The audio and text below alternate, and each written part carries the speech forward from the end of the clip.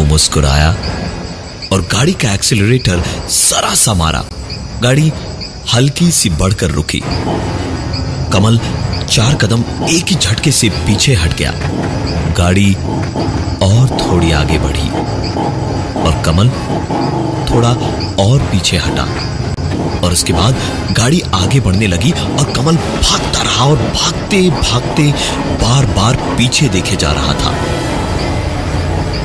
बचने का कोई रास्ता नहीं दिख रहा था, ना ही तीनों दोस्त ही कहीं दिखाई दे रहे थे।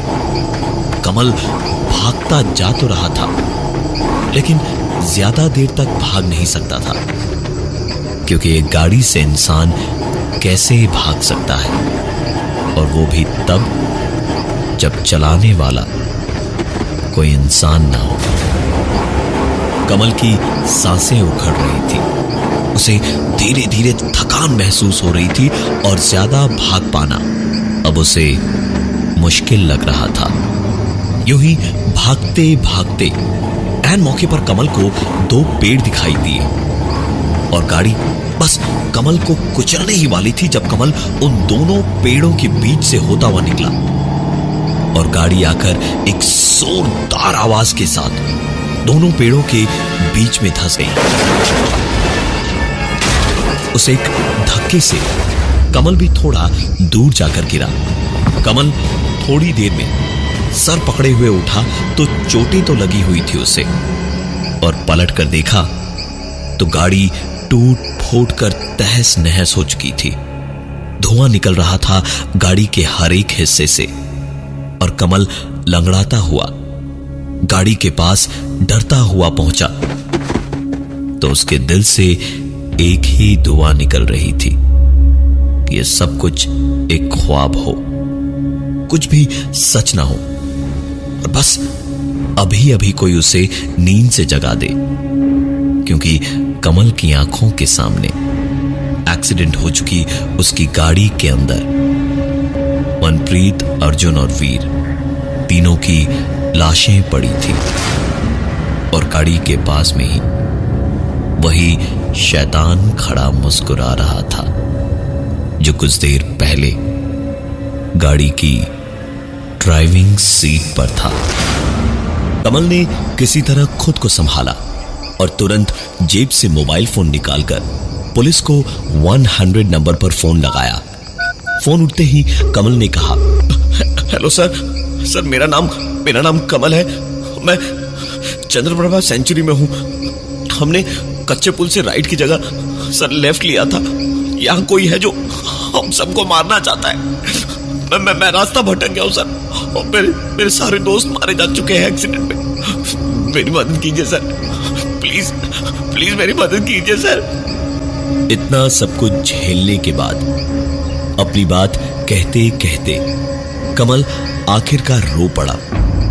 उसे लगा कि अब पुलिस उसे वहां से बचा लेगी, पर पुलिस का जवाब चौंकाने वाला था, क्योंकि दूसरी तरफ से आवाज आई, आपको किसने कहा था गलत मोड़ लेने के लिए? जिसने कहा था उसकी मौत तो पक्की है। आपको भी हम सवेरे से पहले नहीं बचा सकते।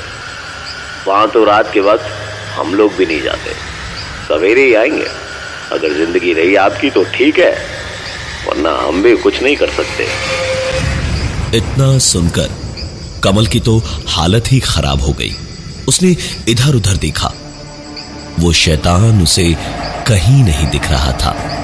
कमल ने पूरी जान लगा दी और वापस उसी दोराहे की ओर भागना शुरू कर दिया। जब आखिरकार एक गाड़ी दूर से आती हुई दिखाई दी और हाथ हवा में उठा करके कमल ने उन्हें रोकने का इशारा किया। कमल को ऐसी जख्मी हालत में देखकर उन्होंने गाड़ी रोक भी दी।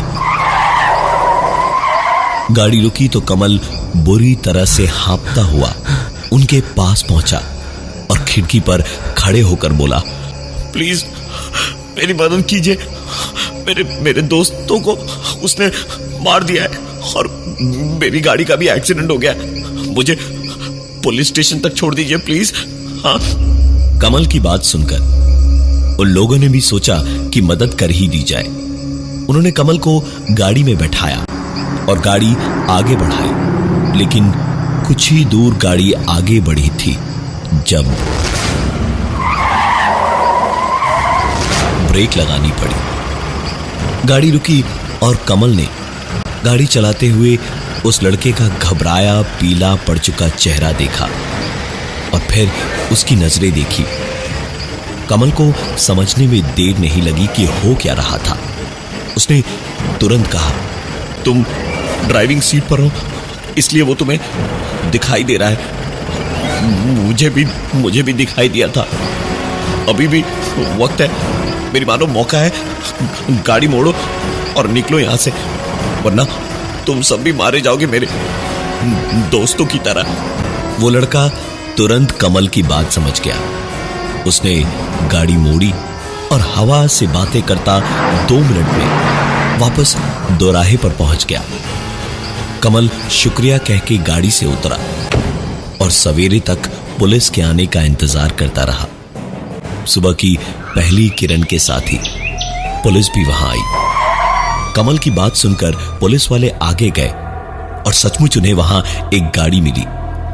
साथ ही मनप्रीत, अर्जुन और वीर, जो मरे हुए नहीं थे, वो पुलिस को जख्मी हालत में मिले थे।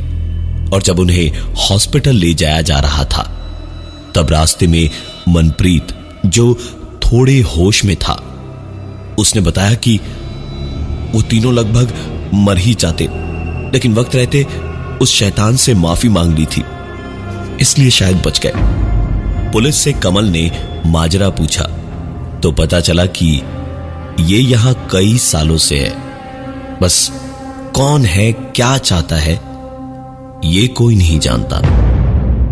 अगर किसी ने जबरदस्ती उसकी गली में कदम रखा तो वो उसे छोड़ता भी नहीं है और सिर्फ ड्राइवर को ही दिखाई देता है। और फिर जिन लोगों को इन सब चीजों पर विश्वास नहीं, उन्हें मारकर ही दम लेता है।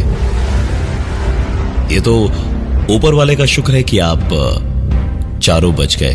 बस एक चीज का ध्यान रखिएगा, अगली बार से रात के वक्त दोराहे से गाड़ी लेते वक्त पूरी जानकारी हासिल कर लीजिएगा उस रास्ते की।